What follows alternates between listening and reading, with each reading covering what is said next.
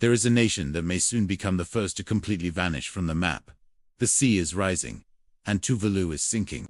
Homes, trees, streets, everything is now being 3D scanned, as this country prepares to survive in a virtual world. But what happens to a people when their home, their land, and their culture literally disappear beneath the ocean? Tuvalu's land, ocean, and culture may be sinking, but their story must not be lost. Subscribe for free today. It supports me enormously in growing this channel and keeping their struggle and hope alive. Climate change is no longer a distant threat, but a challenge we are facing today. For some countries, this crisis has already become a matter of life and survival. One of the most vulnerable nations on Earth is the small island country of Tuvalu. It is a remote nation located in the middle of the vast Pacific Ocean. Tuvalu lies close to Australia and is almost invisible on a world map. With only 26 square kilometers of land, Tuvalu is extremely tiny. This makes it the fourth smallest recognized country in the entire world. Tuvalu consists of 9 islands, spread across the deep blue Pacific Ocean. 6 of these islands are coral atolls, ring-shaped and very low-lying. Atolls were formed thousands of years ago from long-extinct underwater volcanoes. They rise only slightly above the ocean, creating fragile landmasses for people. This geographical reality is the root of Tuvalu's most dangerous problem today.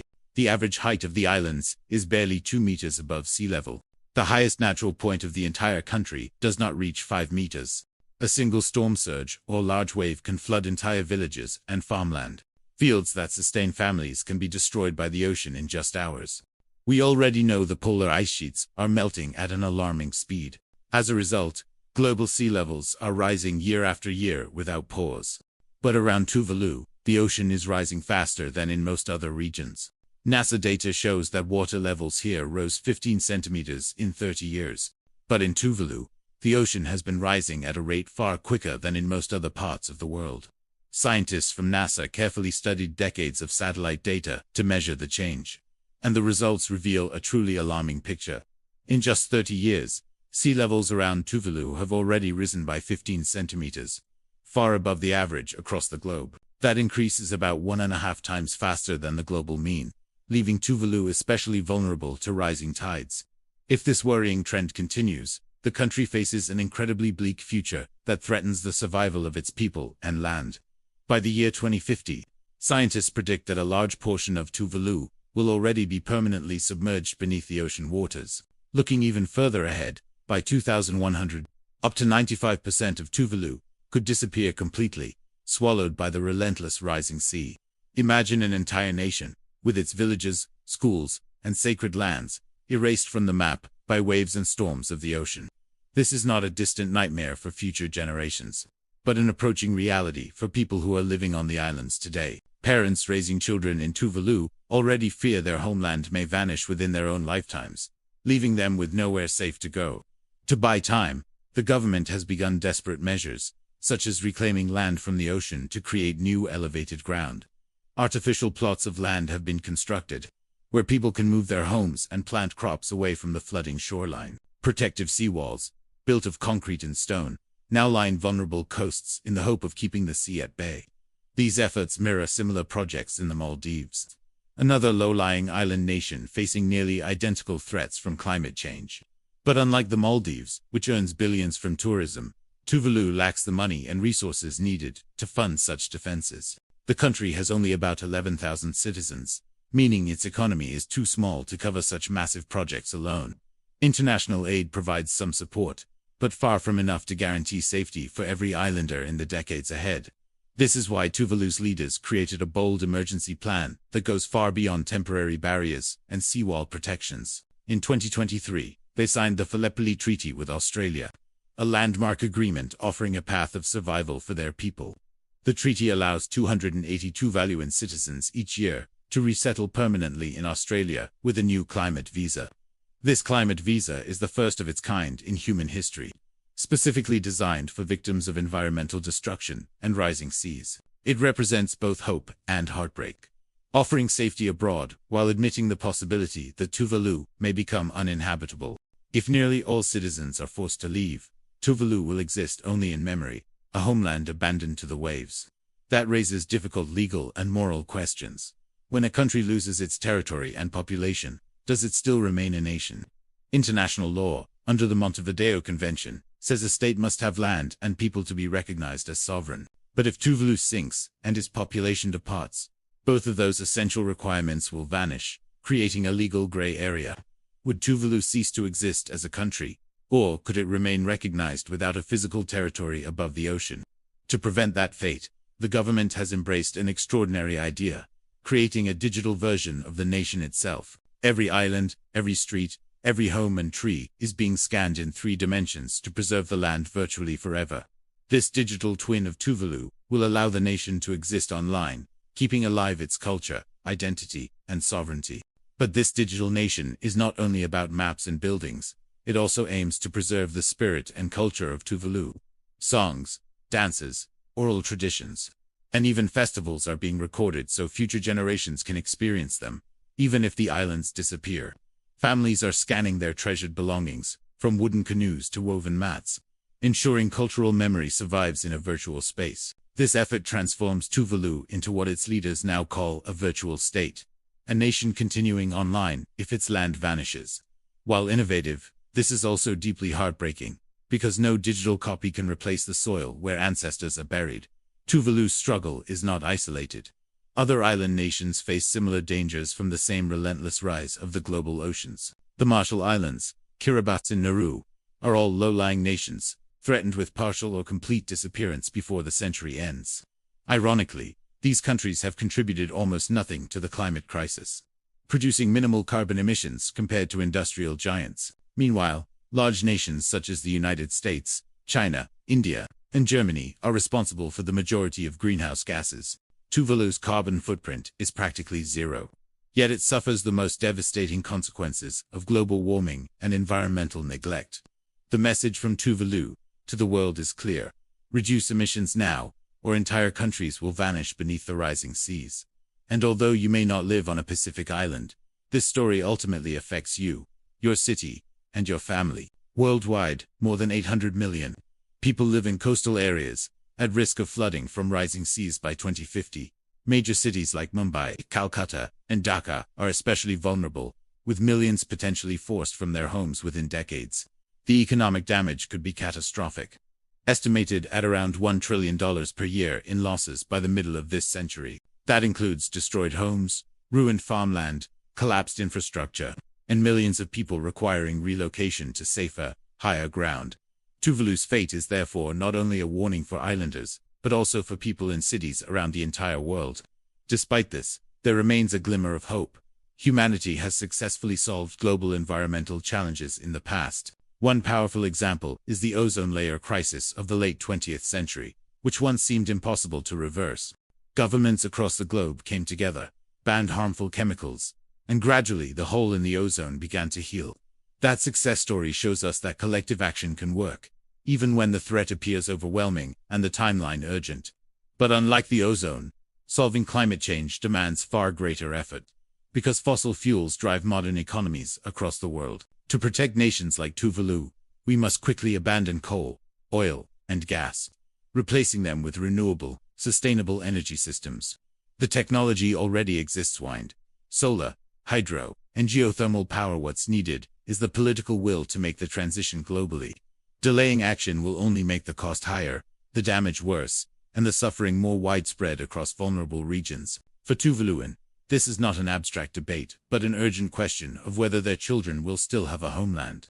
Parents speak of losing not only houses and land, but also the graves of their ancestors washed away by the sea. Communities fear losing sacred meeting grounds, churches, and cultural spaces that have defined their identity for centuries. The ocean, once their source of food and life, has now become their greatest and most unstoppable threat. But Tuvaluans insist that their land, culture, and identity deserve to survive in the real world, not just the cloud. Around the Pacific, other vulnerable nations are exploring different strategies to prepare for the rising seas threatening their survival. Kiribati, for example, purchased 20 square kilometers of land in Fiji to relocate citizens when their own islands become unlivable. The Maldives once considered buying land in India, Sri Lanka, or even Australia to secure a safe refuge for its people. In 2012, negotiations with Australia failed, but the urgency remains, as the islands risk becoming uninhabitable within this century. Elsewhere, Countries like Fiji and the Solomon Islands are turning to nature for protection by planting mangroves along their coastlines. Mangroves not only prevent erosion, but also absorb wave energy, reducing storm surges and offering natural shields against coastal flooding. Studies show that healthy mangrove forests can reduce wave height by up to 66% depending on tidal and storm conditions. Similarly, coral reef restoration projects are underway, as reefs act like breakwaters that soften waves before they hit the shore. When coral reefs die, coasts become more exposed, leaving communities like those in Tuvalu vulnerable to devastating erosion and flooding. Some nations, including the Marshall Islands and Tonga, have already invested heavily in concrete seawalls to shield their coastlines from rising seas. But walls and artificial land offer only temporary solutions, demanding constant maintenance that poor nations struggle to afford long-term. Tuvalu's leaders fear they will be trapped in a cycle of building defenses, patching damage, and losing ground year by year. At some point, they may face impossible choices: which islands to save, and which to abandon forever to the rising ocean. This grim calculation reveals the stark truth: these countries do not have endless money or time to fight the advancing sea. Tuvalu's story is a global warning, echoing across coastlines from Asia to Africa, wherever millions live close to the water. Even if you feel safe inland, rising seas threaten trade, food supply, migration patterns, and the overall stability of nations. The United Nations estimates that by 2050, nearly 800 million people could be displaced or endangered due to rising seas. That means entire cities like Mumbai, Katakana, or Dhaka face annual flooding, forcing millions of people to flee inland. The economic cost of these disasters is predicted to reach $1 trillion annually, crippling economies and devastating vulnerable communities. These numbers reveal the scale of the threat, but they also highlight the urgency of taking action immediately, not later. The fight to save Tuvalu is therefore symbolic of the fight for justice for all small island nations worldwide. If Tuvalu disappears, it may set a precedent that entire nations can vanish silently without stronger global action. That is why Tuvalu has appealed to the United Nations for permanent recognition of its maritime boundaries. They argue that even if the islands sink, the surrounding waters should remain sovereign to prevent exploitation by other powers. This legal effort seeks to guarantee that Tuvalu remains a recognized state, even if its physical territory disappears. The move could protect fishing rights, cultural sovereignty, and international identity for Tuvaluan citizens long after relocation. Other island nations are watching closely, because Tuvalu's case could shape international law for the age of climate migration. If successful, it might ensure that disappearing nations do not lose all rights simply because of climate-driven disasters. But until such treaties exist, Tuvalu remains in limbo, balancing survival strategies with the fear of total erasure. Every year of delay makes the ocean rise higher, pushing the islands closer to a point of no return. Tuvalu's struggle is therefore not just local news, but a test of global responsibility and human solidarity in action. Tuvaluans remind the world: the ocean does not wait for politics, and the water keeps rising regardless of global debates. Their voices carry urgency, demanding real cuts in carbon emissions and stronger commitments to renewable energy worldwide. Tuvalu's prime minister has compared fossil fuel expansion in large nations to a death sentence for his entire country. Each new coal plant, oil well, or gas project elsewhere pushes Tuvalu closer to destruction, no matter its own low emissions. This moral injustice lies at the heart of climate change. The innocent suffer most while the guilty continue to pollute. Even Australia, which offers visas and aid, is also one of the world's largest exporters of coal and gas. Its exported fuels contribute to global emissions equal to around 4.5%, far above its domestic share. This contradiction leaves Tuvaluans torn, grateful for assistance, yet angry at policies that still feed the crisis, destroying their islands. The Gallipoli Treaty reflects both compassion and strategy, as it also strengthens Australia's influence in the Pacific against China. One clause prevents Tuvalu from signing defense or security agreements with other countries without Australia's consent. This clause effectively gives Australia veto power, showing how geopolitics and survival are intertwined for small island nations. Tuvalu is also one of the few nations that recognizes Taiwan diplomatically, resisting pressure from China to switch allegiance. China has offered aid and deals, but aligning with Beijing could shift regional power, something Australia seeks to prevent. Block 134 thus.